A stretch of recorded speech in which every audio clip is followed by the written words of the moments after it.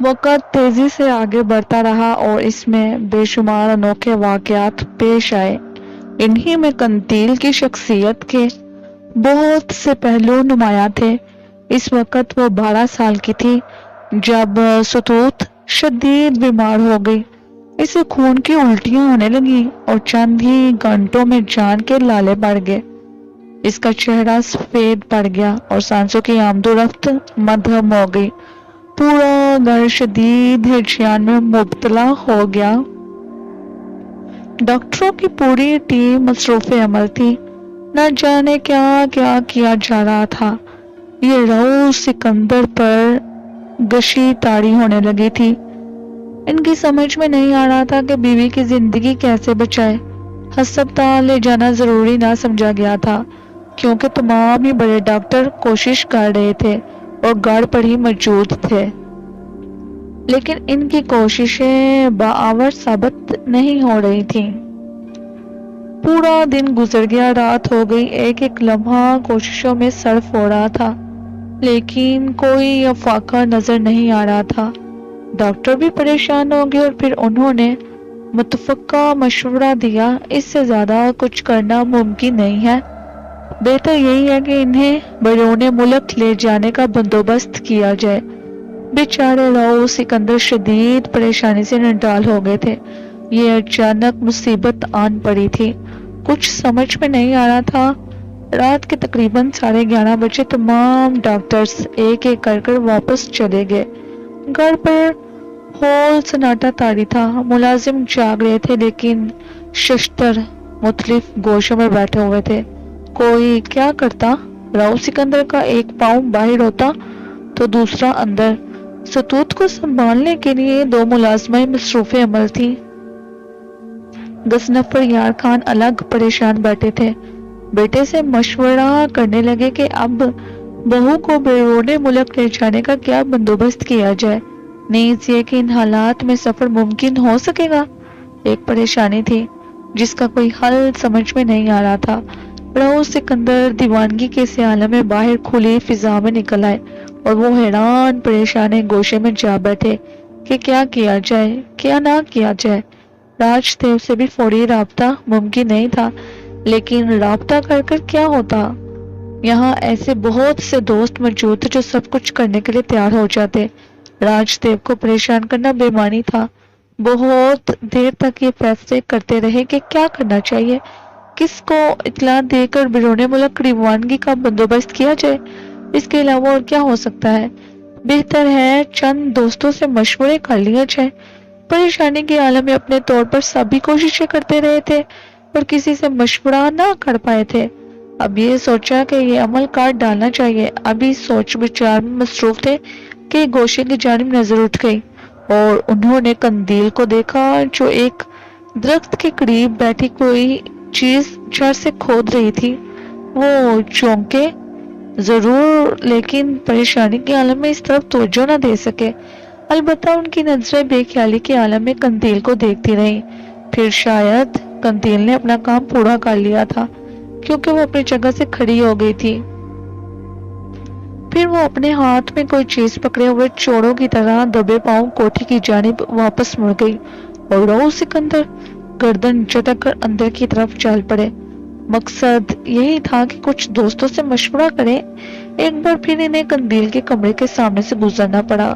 وہ ابھی کمرے میں داخل ہوئی تھی اور رؤس سکندر چند ہی قدم آگے بڑھے تھے کہ قندیل دبے پاؤں باہر نکلی۔ اس کا یہ چوروں کا سا انداز بڑا تعجب خیز تھا۔ وہ آہستہ آہستہ چلتی ہوئی ستوت کے کمرے تک پہنچی تو رؤس سکندر کو چوکنا پڑا۔ نہ جانے اس کے ہاتھوں میں کیا تھا۔ قندیل آہستہ آہستہ دروازے پر پہنچی۔ اس وقت دونوں ملازمائیں اندر ہی تھیں۔ اس نے اندر داخل ہونے کے بعد ملازموں سے کہا کہ وہ باہر چلی جائے۔ رؤس صاحب نے یہی حکم دیا ہے۔ رؤس سکندر نے خاموشی سے اس کا پیچھا کیا تھا اور پھر اس کے الفاظ بھی سنے تھے۔ وہ حیران رہ گئے اور ملازمائیں باہر نکل گئی، لیکن رؤس سکندر کو اب قندیل کی اس حرکت سے دلچسپی پیدا ہو گئی تھی۔ چنانچہ وہ خاموشی سے اس عقبی حصے میں پہنچ گئے جہاں سے وہ اندر کا جائزہ لے سکتے تھے۔ کھلی ہوئی کھڑکی سے انہوں نے دیکھا کمرے میں تیز روشنی ہو رہی تھی۔ اور ستوت بستر پر نڈال پڑی ہوئی تھی۔ قندیل نے اندر کا دروازہ بند کر دیا تھا۔ پھر اس نے 3 موٹی موٹی جڑیں زمین پر رکھ دی۔ غالباً وہ انہی جڑوں کو کھود رہی تھی اور راؤ سکندر نے حیرت سے اس کی یہ کارروائی دیکھی۔ قندیل نے بغور ستوت کا چہرہ دیکھا، پھر اس نے ایک جڑ اٹھا کر دانتوں سے چبانا شروع کر دی اور چند لمحات اسے چباتی رہی۔ پھر وہ ستوت کی گردن پر جھکی اور اس نے جو کچھ کیا اس پر راؤ سکندر کی چیخ نکلتے نکلتے رہ گئی۔ قندیل نے اپنے تیز دانتوں سے ستوت کی گردن چبا ڈالی۔ اس کے ہونٹ خون میں ڈوب گئے تھے۔ راؤ کے بدن میں تشکچ ہونے لگا۔ وہ ستوت کی گردن سے خون بہتا دیکھ رہے تھے۔ قندیل نے ایک بار پھر چبائی ہوئی جڑ اٹھائی، جیسے اس کے اندر کی نمی چوسنے لگی۔ پھر اس نے دوبارہ ہونٹ اس زخم پر رکھ دیے اور اس طرح اسے چپکی رہی۔ کوئی 40 سیکنڈ اس کام میں صرف ہوئے۔ پھر قندیل نے دوسری جڑ اٹھا لی اور اسے پہلے کی طرح چبانے لگی۔ راؤ سکندر کے قدم جیسے اپنی جگہ جم گئے تھے۔ وہ نیم مدہوشی کسی کیفیت کا شکار ہو گئے اور اپنی جگہ بترائے کھڑے تھے۔ پھر قندیل نے ستوت کے پیٹ سے قمیض ہٹائی اور بغل کے قریب سے اپنے دانتوں سے اس کا بدن ادیر دیا۔ وہ ایک خونخوار بلی معلوم ہو رہی تھی۔ اس نے وہی عمل یہاں بھی دہرایا۔ پھر تیسرا زخم اس نے ستوت کی ران پر لگایا تھا اور وہی عمل دہرانے کے بعد سیدھی ہو گئی تھی۔ پھر اس نے اپنے ہاتھ میں پکڑی ہوئی جڑوں کو جنہیں وہ چباتی رہی تھی ان زخموں پر رکھ دیا تھا اور اس کے بعد وہ اپنے کام سے فارغ ہو گئی تھی۔ اس کے بعد اس نے دروازہ کھول دیا، لیکن خود وہ کمرے سے باہر نہیں نکلی تھی بلکہ ایک گوشے میں خاموش کھڑی ہو گئی تھی۔ راؤ سکندر چند لمحات اپنی جگہ کھڑے رہے، پھر گھوم کر دروازے سے اندر داخل ہو گئے۔ وہ سیدھے ستوت جہاں کے پاس پہنچے، جو اسی طرح مرونی کسی کیفیت میں پڑی ہوئی تھی۔ راؤ صاحب گہری گہری سانس لیتے رہے۔ کوشش کے باوجود وہ قندیل سے اس کے اس عمل کے بارے میں نہیں پوچھ سکتے تھے، جو سکتے کے سے عالم میں دیوار سے ٹکی آنکھیں بند کیے کھڑی تھی۔ کافی دیر اسی طرح گزر گئی اور دفتن راؤ صاحب چونک پڑے۔ اتنی دیر میں ستوت کو خون کی کئی کیں ہو جانی چاہیے تھی، کیونکہ یہ سلسلہ مسلسل چل رہا تھا۔ لیکن راؤ صاحب کا بدن کانپنے لگا۔ کیا قندیل نے اس کا کوئی علاج کیا تھا اور یہ علاج کارگر ثابت ہو گیا تھا؟ ستوت جہاں کا چہرہ اب پرسکون ہوتا جا رہا تھا۔ راؤ صاحب کا دل خوشی سے اچھلنے لگا۔ کئی گھنٹے گزر گئے، یہاں تک کہ صبح کی روشنی نمودار ہونے لگی۔ دفتر راؤ صاحب کو قندیل کا خیال آیا۔ وہ بددستور اسی انداز میں اپنی جگہ کھڑی تھی۔ ان کے دل میں محبت امڑ آئی۔ وہ آگے بڑھ کر اس کے قریب پہنچ گئے۔ قندیل، تھک گئی ہوگی، بیٹھ جاؤ۔ قندیل چونک پڑی۔ اس نے کھوئی کھوئی آنکھوں سے راؤ صاحب کو دیکھا، پھر ستوت جہاں کو۔ پھر وہ آگے بڑھی اور ستوت جہاں کے قریب پہنچ کر جھکی، اسے دیکھتی رہی۔ پھر راؤ صاحب کی طرف دیکھ کر وہ مسکرائی اور باہر نکل گئی۔ صبح کے 7 بجے تھے کہ ڈاکٹر کرپا رام آگے، یہ راؤ صاحب کے دوستوں میں سے تھے۔ انہوں نے آتے ہی سوال کیا، انتظام ہو گیا؟ پھر وہ جواب کا انتظار کیے بغیر ستوت جہاں کے پاس پہنچ گئے، اسے دیکھا اور پھر اس کا معائنہ کرنے لگے۔ ان کے چہرے پر خوشی کے آثار نمودار ہو گئے۔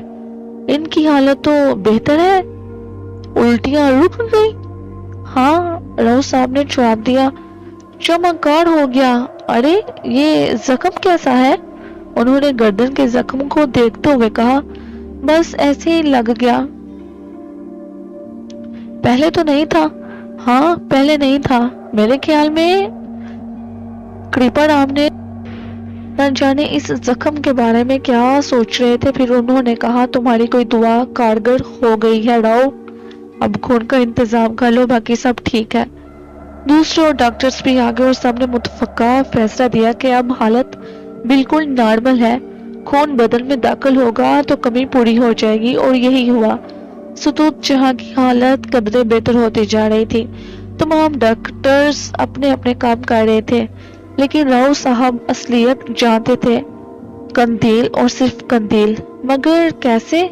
وہ تو اس وقت ان کے پاس تھی جب وہ صرف چند ماہ کی تھی۔ پھر یہ طریقہ علاج اس نے کہاں سے سیکھا؟ وہ یہ سب کچھ کیسے جانتی تھی؟ مگر انہیں احساس ہوا کہ ایسی بہت سی باتیں ہیں جو وہ نہیں جانتے۔ وہ تو یہ بھی نہیں جانتے کہ قندیل کون ہے۔ بالا کر ستوت جہاں ٹھیک ہو گئی۔ کمزوری کافی دن تک باقی رہی تھی، لیکن رفتہ رفتہ وہ بھی دور ہو گئی۔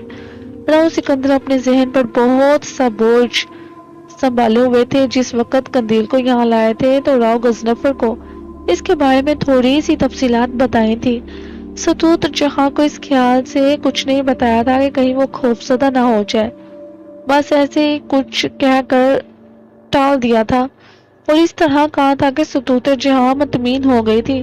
راؤ غضنفر تو شاید اس کے بعد یہ بھول گئے تھے کہ قندیل پراسرار طریقے سے اس گھر تک پہنچی ہے۔ انہوں نے پھر کبھی قندیل کے بارے میں کچھ نہیں پوچھا تھا۔ قندیل کی یہ عجیب و غریب صفات صرف راؤ سکندر کو معلوم تھی۔ ابتدا میں وہ اس سوچ کا شکار رہے تھے کہ کہیں یہ پراسرار وجود ان کے خاندان کے لیے کسی پریشانی کا باعث نہ بن جائے، لیکن قندیل نے اپنی پراسرار قوتوں کا مظاہرہ ستوت جہاں کا عجیب و غریب علاج کر کے کیا تھا۔ گو یہ بات بھی راؤ سکندر کی سمجھ میں نہیں آ سکی تھی کہ قندیل کو یہ طریقہ علاج کیسے معلوم ہوا، لیکن ستوت جہاں کی صحت یابی کی خوشی میں باقی ساری باتیں بھول گئے، اور رفتہ رفتہ ہر خیال ذہن سے مٹتا چلا گیا۔ کوئی بھول کر بھی نہیں کہہ سکتا تھا کہ قندیل ستوت جہاں کے بطن سے پیدا نہیں ہوئی یا راؤ صاحب کی بیٹی نہیں ہے۔ ماہ سال بیتتے رہے، قندیل حسین سے حسین تر ہوتی چلی گئی۔ ویسے بھی تندرست و توانا بچی تھی۔ عمر آگے بڑھی تو قد و قامت اور رنگ روپ نکھر گیا۔ اسکول سے کالج پہنچ گئی، اور کالج میں ایک بے مثال شخصیت کی مالک بن گئی۔ پھر اتفاق ایسا ہوا کہ اس دوران کوئی ایسا واقعہ کم از کم راؤ صاحب کے علم میں نہیں آ سکا جو قندیل کی پراسرار شخصیت سے متعلق ہو۔ چنانچہ ایک طرح سے اس کی پراسراریت راؤ صاحب کے ذہن سے نکل ہی گئی۔ قندیل بہت ہی ہوش مزاج اور بزلہ سجن قسم کی لڑکی تھی۔ ہنسنے ہنسانے والی بہت سی لڑکیاں اس کی دوست بن گئی تھی، اور زندگی نہایت پرسکون گزر رہی تھی۔ عمر کی کچھ اور منزلیں طے ہوئی تو کالج سے یونیورسٹی پہنچنا ہوا، اور یونیورسٹی میں بھی اس کی ہر دل عزیزی کا وہی عالم تھا۔ دوستوں کے درمیان میں وہ ایک نمایاں شخصیت تھی۔ راؤ سکندر چونکہ بچپن ہی سے شاندار صحت کے مالک تھے، اسی لیے عمر کے اتنے سال گزر جانے کے باوجود ان کی صحت و توانائی میں کمی نہیں آئی تھی۔ البتہ راؤ غضنفر اب زندگی کی آخری منزلیں طے کر رہے تھے، اور کئی بیماریوں کا شکار ہو گئے تھے، یہاں تک کہ ایک دن انہوں نے اس دنیا کو خیر بات کہہ دیا، اور راؤ سکندر ایک بہت بڑی کمی کا شکار ہو گئے۔ اس موقع پر راج دیو بھی اپنی بیوی اور بچوں کے ساتھ دلی پہنچ گیا تھا۔ دوستوں کے دلوں میں محبتوں کی کمی تو نہیں ہوئی تھی، بس مصروفیتوں نے انداز بدل دیے تھے۔ اس غمناک موقع پر بھی راج دیو کی آمد راؤ سکندر کے لیے بہت خوشگوار تھی۔ ہر چند کے باپ کی جدائی کا غم شدید تھا، لیکن راج دیو کی آمد سے دل بہل گیا۔ پرانی کہانیاں دہرائی گئی۔ راج دیو نے قندیل کو دیکھا تو آنکھیں پھاڑ کر رہ گیا، اور اس نے تنہائی میں راؤ سکندر سے کہا، راؤ ایک بات پر تم نے غور نہیں کیا، یا غور کیا تو کبھی مجھ سے اس کا تذکرہ نہیں کیا۔ کون سی بات؟ قندیل کا چہرہ تمہیں کسی اور چیز کی یاد نہیں دلاتا؟ نہیں، میں نے غور تو نہیں کیا، مگر میں نے غور کیا ہے، کیونکہ میرے نوادر خانے میں وہ لاش اب بھی اسی طرح سے محفوظ ہے جس کے ساتھ قندیل ہمیں ملی تھی، اور اگر تم اس کا چہرہ دیکھو تو ایک نگاہ میں یہ جان لو گے کہ قندیل اس کی ہو بہو ہم شکل ہے۔ میں نے تو ایک نگاہ میں دیکھتے ہی اندازہ لگا لیا تھا۔ اوہ، راؤ سکندر حیران رہ گیا۔ اسے گزرے ہوئے تمام واقعات یاد آ گئے، لیکن نہ جانے کیوں وہ ان تمام واقعات کو زبان پر نہ لا سکا۔ اسے ہمیشہ سے ہی یہ محسوس ہوا تھا جب بھی اس نے قندیل کی گہرائیوں میں اترنے کی کوشش کی، اس کے دماغ اور زبان نے اس سے بغاوت کی اور وہ اس معاملے کو زیادہ کڑیت نہیں سکا۔ پھر واقعات اس کے ذہن سے محو ہوتے رہے۔ راج دیو کے یہ الفاظ سن کر اسے شدید حیرت ہوئی تھی۔ راج دیو نے کہا، کیا یہ کہانی ہمیشہ ایک سربستہ راز رہے گی کہ قندیل کون ہے؟ وہ لاش کہاں سے بہتی ہوئی آئی تھی؟ یا کبھی ہمیں اس کا کوئی حل بھی ملے گا؟ کوئی ذریعہ ہی نہیں، کیا کیا جا سکتا ہے؟ تعجب ہے، سخت تعجب ہے، راج دیو نے کہا۔ کچھ عرصے راج دیو سکندر کے پاس قیام کر کر واپس چلا گیا اور زندگی کے معمولات میں پھر سے ہنگامہ خیزیاں پیدا ہو گئیں۔ ان ہنگامہ خیزیوں میں ایک اور کردار داخل ہوا۔ یہ کرنل فیروز خان تھے، ریٹائرڈ فوجی، جنہوں نے اپنی زندگی میں انگریز فوج کے لاتعداد کارنامے سر انجام دیے تھے اور اس کے بعد انگریزی مارات سے فائدہ اٹھاتے ہوئے ایک بہتر زندگی کے مالک بن گئے تھے۔ اولادیں کافی تھی، لیکن ان میں نمایاں شخصیت غزال فیروز کی تھی، جو کرنل فیروز کا منجلا بیٹا تھا۔ ایک مثالی نوجوان جو اپنی بھرپور صحت اور تندرستی کے لحاظ سے اپنے ساتھیوں میں ممتاز تھا، بے حد نڈر، بے باک، چمکدار سیاہ آنکھوں والا۔ اس نوجوان نے قندیل کو دیکھا تو دل ہار گیا۔ کرنل فیروز خان نے راؤ سکندر کے گھر کے بالکل سامنے والی کوٹھی خریدی تھی اور راؤ کے پڑوسی بن گئے تھے۔ ملنسار اور خوش اخلاق انسان تھے، چنانچہ چند ہی دنوں میں گہری دوستی ہو گئی۔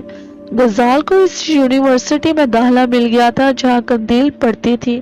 ساتھ آنا ساتھ جانا ذہنوں پر اثر انداز ہو رہا تھا اور قندیل بھی ایک پڑوسی کی حیثیت ہی سے صحیح غزال سے یہ گانگت کا برتاؤ کرتی تھی۔